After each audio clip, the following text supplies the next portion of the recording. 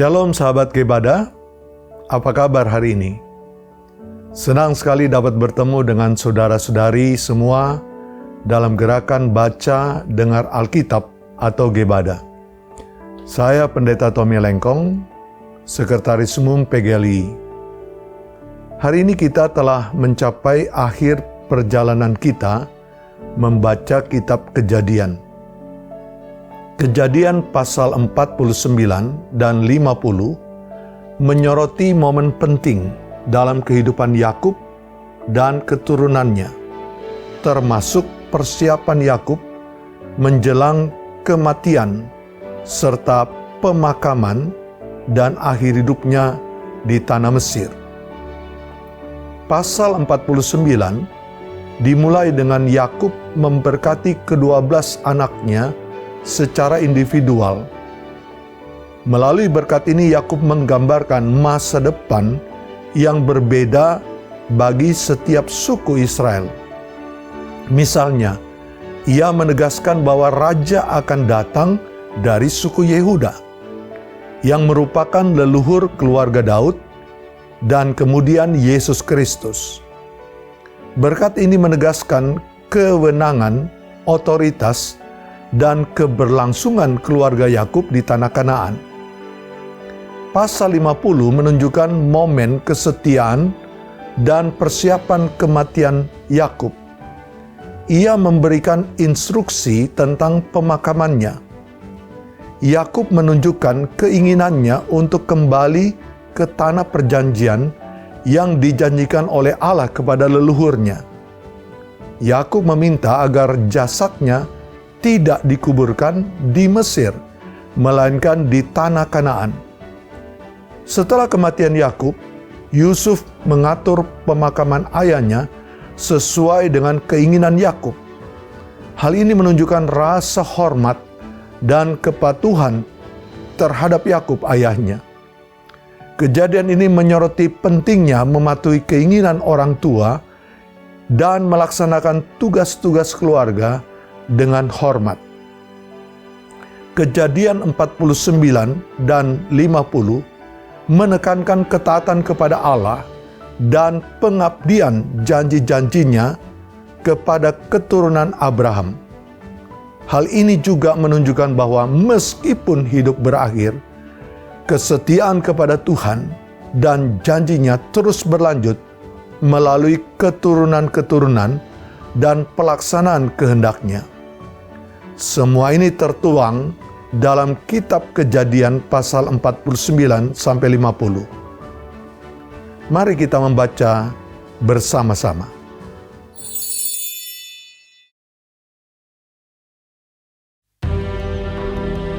Kemudian Yakub memanggil anak-anaknya dan berkata, "Datanglah berkumpul, supaya aku beritahukan kepadamu apa yang akan kamu alami di kemudian hari.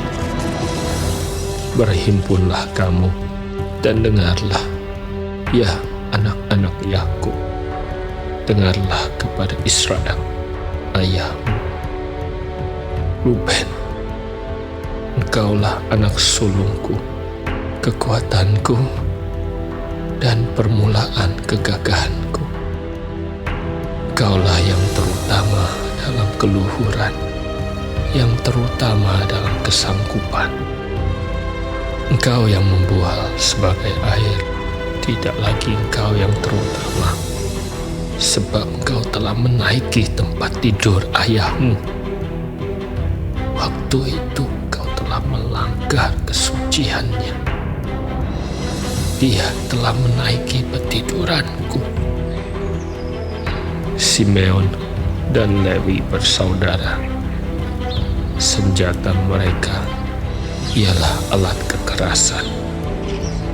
Janganlah kiranya jiwaku turun dalam permufakatan mereka. Janganlah kiranya rohku bersatu dengan perkumpulan mereka. Sebab dalam kemarahannya mereka telah membunuh orang, dan dalam keangkaraannya mereka telah memotong urat keting lembu. Terkutuklah kemarahan mereka, sebab amarahnya keras. Terkutuklah keberangan mereka, sebab berangnya bengis. Aku akan membagi-bagikan mereka di antara anak-anak Yakub dan menyerahkan mereka di antara anak-anak Israel. Yehuda, engkau akan dipuji oleh saudara-saudaramu. Tanganmu akan menekan tengkuk musuhmu. Padamu akan sujud anak-anak ayahmu. Yehuda adalah seperti anak singa. Setelah menerkam, engkau naik ke suatu tempat yang tinggi. Hai anakku, ia meniarap dan berbaring seperti singa jantan atau seperti singa betina. Siapakah yang berani membangunkannya? Tongkat kerajaan tidak akan beranjak dari Yehuda, ataupun lambang pemerintahan dari antara kakinya, sampai dia datang yang berhak atasnya, maka kepadanya akan takluk bangsa-bangsa.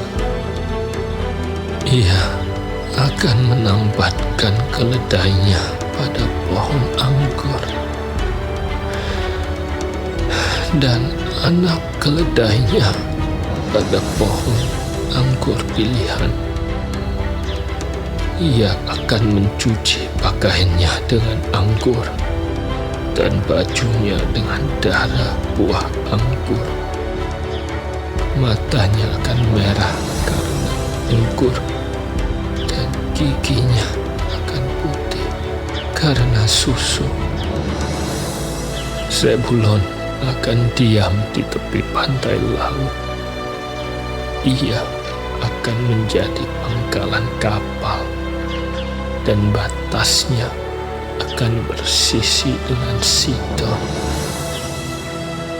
Isakar adalah seperti keledai yang kuat tulangnya, yang meniarap di apit bebannya. Ketika dilihatnya bahwa perhentian itu baik dan negeri itu permai, maka disendengkannyalah bahunya untuk memikul, lalu menjadi budak rodi. Adapun Dan, ia akan mengadili bangsanya sebagai salah satu suku Israel.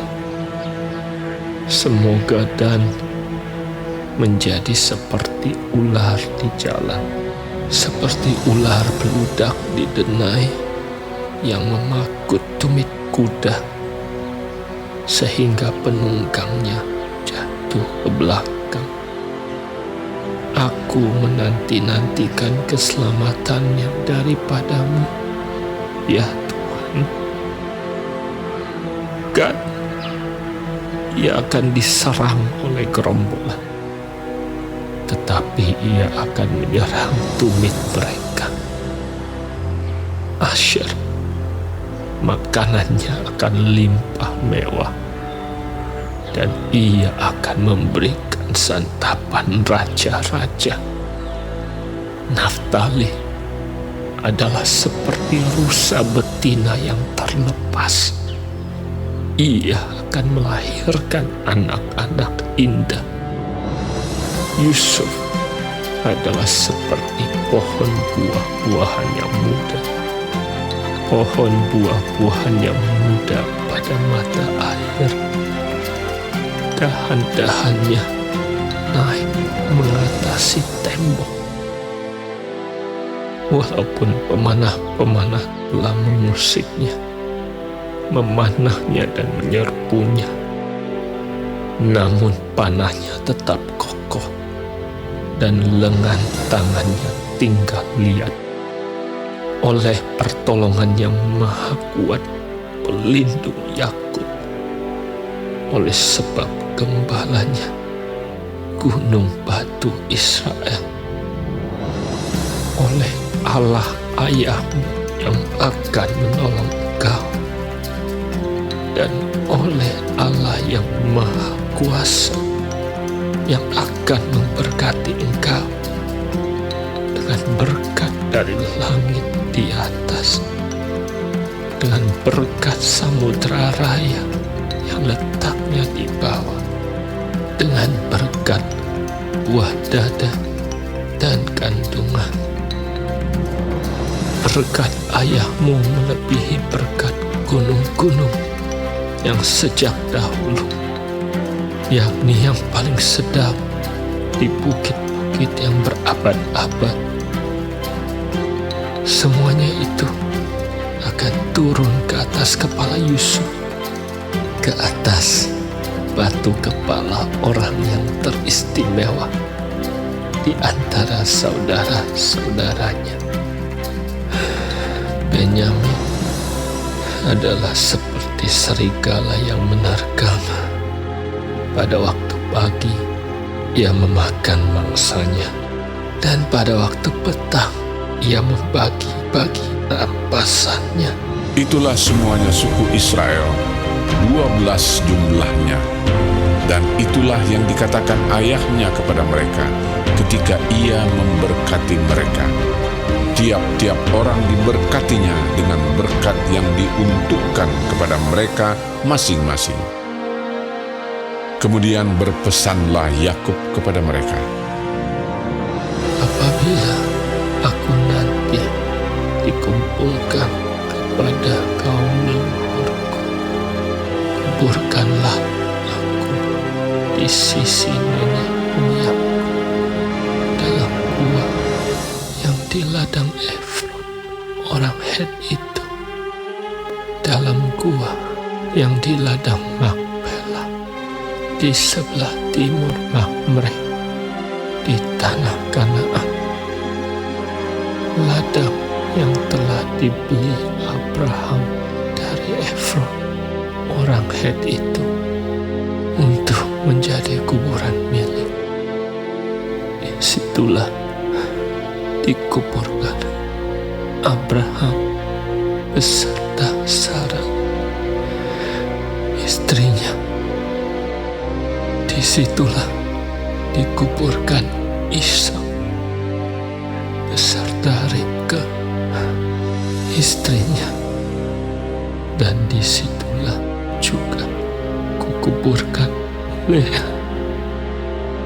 Ladang dengan gua yang ada di sana telah dibeli dari orang Het. Setelah Yakub selesai berpesan kepada anak-anaknya, ditariknyalah kakinya ke atas tempat berbaring, dan meninggallah ia. Maka ia dikumpulkan kepada kaum leluhurnya.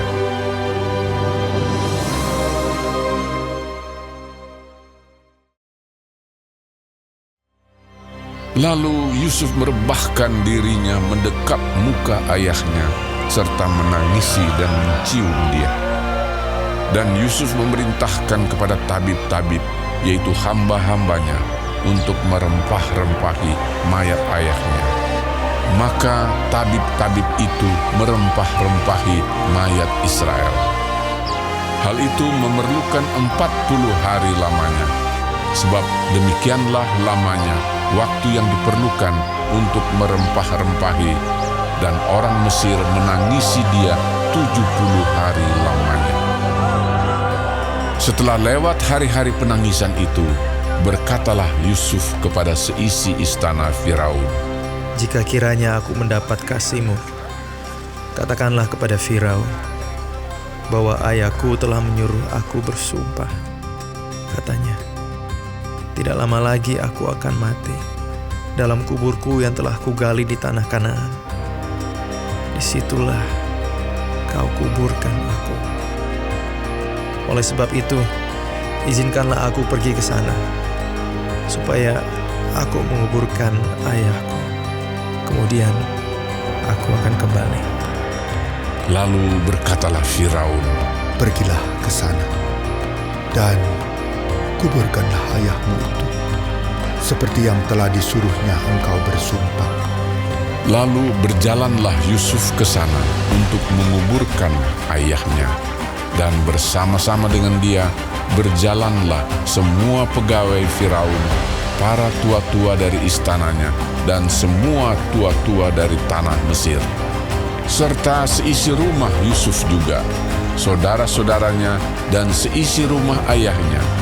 Hanya anak-anaknya serta kambing domba dan lembu sapinya ditinggalkan mereka di tanah Gosen. Baik kereta maupun orang-orang berkuda turut pergi ke sana bersama-sama dengan dia, sehingga iring-iringan itu sangat besar.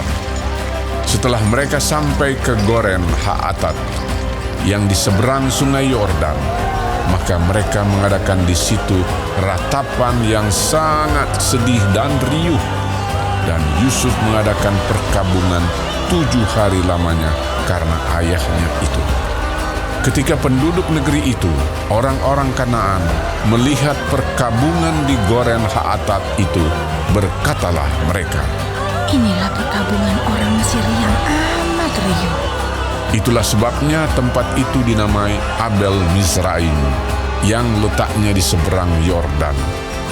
Anak-anak Yakub melakukan kepadanya seperti yang dipesankannya kepada mereka. Anak-anaknya mengangkut dia ke tanah Kanaan, dan mereka menguburkan dia dalam gua di ladang Makpela, yang telah dibeli Abraham dari Efron, orang Het itu, untuk menjadi kuburan milik, yaitu ladang yang di sebelah timur Mamre. Setelah ayahnya dikuburkan, pulanglah Yusuf ke Mesir. Dia dan saudara-saudaranya dan semua orang yang turut pergi ke sana bersama-sama dengan dia untuk menguburkan ayahnya itu. Ketika saudara-saudara Yusuf melihat bahwa ayah mereka telah mati, berkatalah mereka, Boleh jadi Yusuf akan mendendam kita dan membalaskan sepenuhnya kepada kita segala kejahatan yang telah kita lakukan kepadanya. Sebab itu mereka menyuruh menyampaikan pesan ini kepada Yusuf. Sebelum ayahmu mati, ia telah berpesan, beginilah harus kamu katakan kepada Yusuf, ampunilah kiranya kesalahan saudara-saudaramu dan dosa mereka, sebab mereka telah berbuat jahat kepadamu. Maka sekarang ampunilah kiranya kesalahan yang dibuat hamba-hamba Allah ayahmu. Lalu menangislah Yusuf ketika orang berkata demikian kepadanya.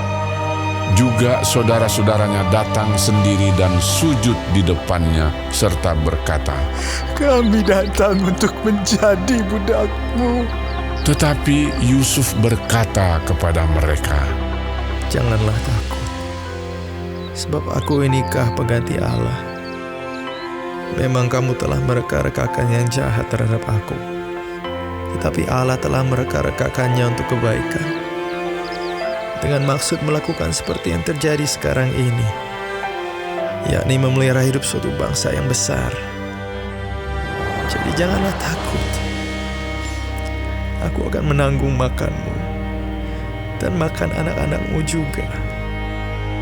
Demikianlah ia menghiburkan mereka dan menenangkan hati mereka dengan perkataannya. Adapun Yusuf, ia tetap tinggal di Mesir beserta kaum keluarganya, dan Yusuf hidup 110 tahun. Jadi Yusuf sempat melihat anak cucu Efraim sampai keturunan yang ketiga. Juga anak-anak Makhir, anak Manasye, lahir di pangkuan Yusuf. Berkatalah Yusuf kepada saudara-saudaranya, Tidak lama lagi aku akan mati.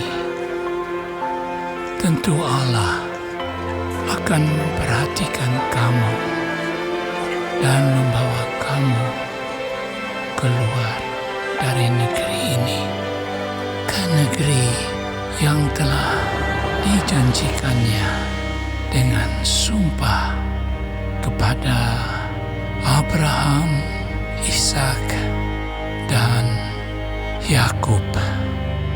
Lalu Yusuf menyuruh anak-anak Israel bersumpah, katanya, Tentu Allah akan memperhatikan kamu. Pada waktu itu, kamu harus membawa tulang-tulangku dari sini. Kemudian matilah Yusuf, berumur 110 tahun. Mayatnya dirempah-rempahi dan ditaruh dalam peti mati di Mesir.